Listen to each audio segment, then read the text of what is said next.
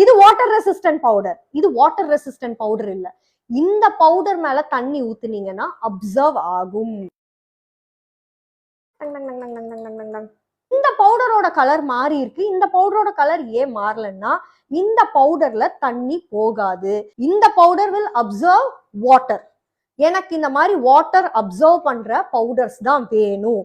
ஏன்னா என்னோட பிரைடுக்கு ஸ்வெட் ஆகும்போது என்ன ஆகும்னா அந்த ஸ்வெட்டை இந்த பவுடர் என்ன பண்ணிடும், அப்சர்வ் பண்ணிடும், மேக்கப் கிளியாது.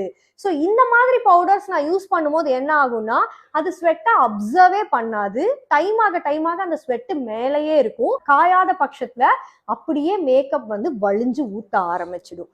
மேக்கப்ன்றது ஸ்கின் மேல போடுற ஒரு சூப்பர்ஃபிஷியல் திங். அது கண்டிப்பா நகரும். என்னோட மேக்கப் டிரான்ஸ்பர் ஆகும். எப்போ டிரான்ஸ்பர் ஆகும்னா வச்சு தேய்ச்சா என் மேக்கப் நகரும். நான் இதை சொல்லி தான் என் கிளைண்ட் கிட்ட புக்கிங்கே எடுப்பேன்.